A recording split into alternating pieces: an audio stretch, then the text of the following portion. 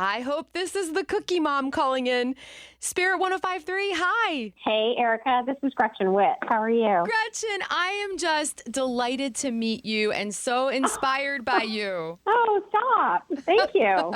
You're That's welcome. really nice of you. Well, I love having people who make a difference in this world on the show, and you are definitely one of them. The words cookies and cancer, Gretchen, don't usually go together. So how did they become linked for you? Because nobody wants to think about cancer, especially cancer in children. But everybody loves to think about cookies, especially good cookies. Yes. And so when I was in a period of time when my son was cancer-free, I was thinking that I needed to do something to raise money and to help give back to other kids who were not as fortunate to achieve that milestone. And I was sitting on the steps of my son's school thinking, what can I do? What can I do? What can I do to bring people into the conversation and not scare them away?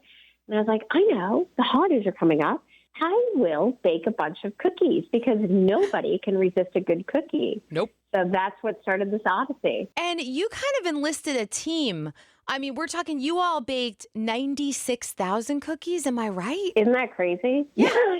Yes. I'm not a baker, by the way. I should point out I am not a baker. But yes, it was very strategic because as I was sitting on the steps of my son's school, I started thinking about what could I do that would really get attention and kind of stop people in their tracks. And so I started thinking about the number of families I knew who had children battling cancer. And at that point, it was about 80 families. And I had also read a story that said that the average Girl Scout sells 100 boxes of cookies. And so I was like, okay, so 80 times 100 is 8,000. 8,000 dozen is 96,000 cookies. That seems like a reasonable number. I mean, you used math to make a difference. So you Absolutely. have my admiration. Well, let me tell you, Erica, if I had known how hard it was going to be, I'm not sure that I would have done it. But at that point, I felt like I could pretty much do anything because we had rescued my son at the time from a disease that was trying to take him from us. And it was a grueling battle, but I really felt like I could do anything. And I also felt like, you know what? If I fail, so what? At least I tried. Yes. And it's better than not trying to do something. And so that was really the whole genesis of it. Unfortunately, after another 3 years of battling, my son eventually lost his battle. But the very first treatment that we helped to fund with that 96,000 cookie baking odyssey became a therapy that kids receive today, 7 months after he lost his battle. Yeah, and I am so sorry about Liam. I mean, I know that he must have been a great kid, and I know you're going to see him again, which I'm sure gives you hope. But man, what kind of hope can you offer a mom or a dad right now who may be in a season of grief and loss right now, Gretchen, and it's fresh? What would you say to encourage them? Oh, first thing I would say is hang in there.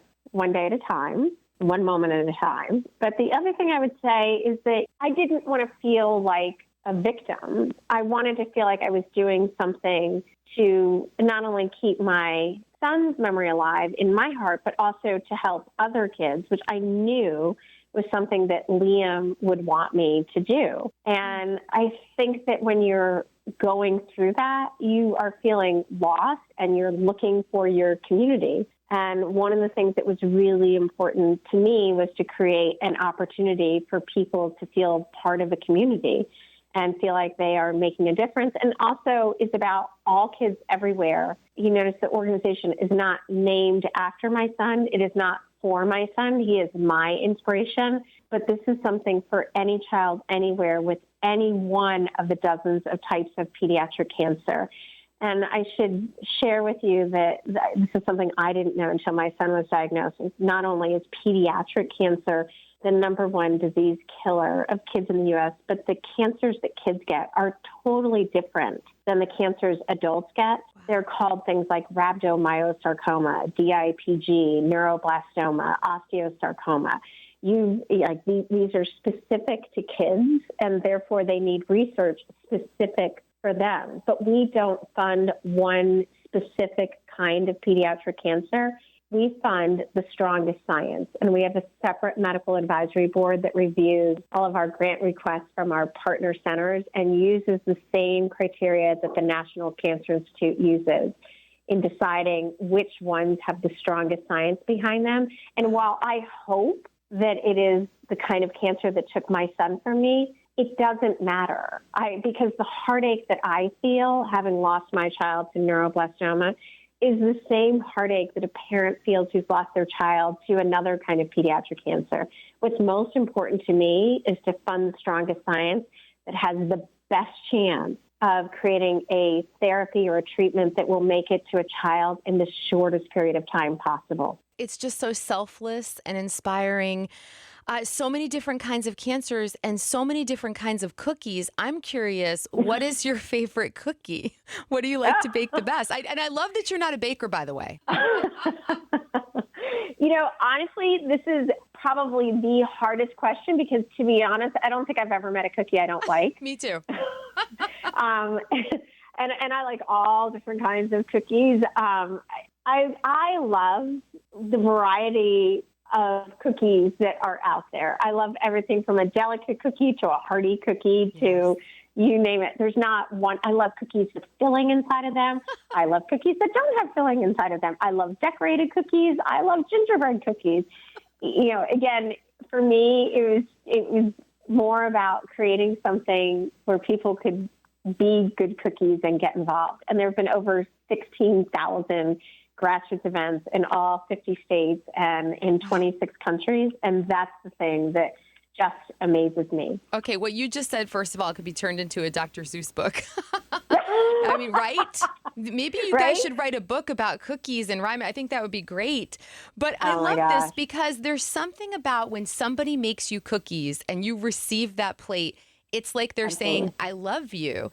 I'm excited that we can actually share cookies with somebody and help kids who are battling cancer. I just think that's amazing. Is there a story of a child who you've been able to help, Gretchen, that just bubbles up in your mind right now? There's so many. I mean, that's the thing, is there are so many. But I think that the number one that just reduces me to tears every time I hear it is about Aiden Brown.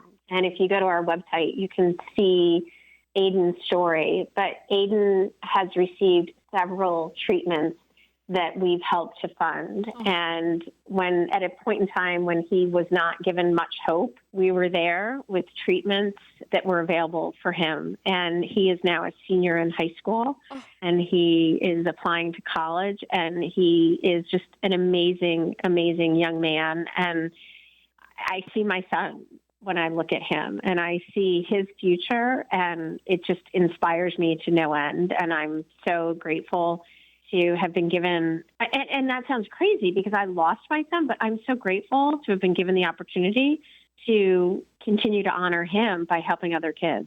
God bless you, Gretchen. Gretchen with Cookies for Kids Cancer, thank you for being with us here on Spirit 105.3. And I just want you to know you are amazing and you are loved. Thank you. Thank you. And by the way, in your area, Seattle Children's is one of our partner centers. I love knowing that. Tell me more. So we have 7 hospitals that are our partner centers that get the majority of our funding.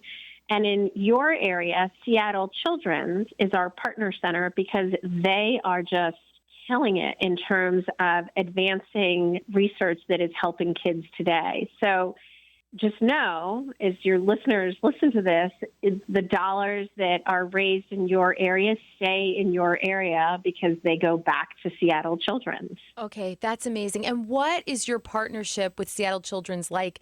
Because from what I hear, they're heroes.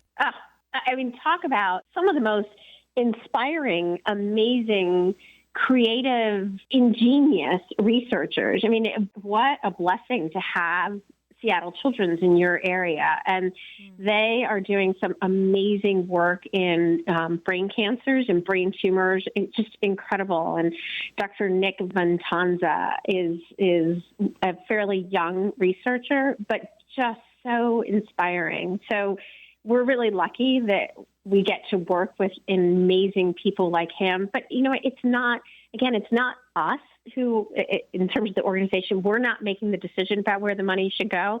He is the one who received grants from us from a review of his peers, his esteemed peers, who deemed his science as cutting edge and something that needed to be funded. Oh, it's just wonderful. That just warms my heart. I'm a big fan of Seattle Children, so that is just great to hear. Thank you for adding that, and thank you for your time, Gretchen. Let's talk again. Thank you for the opportunity.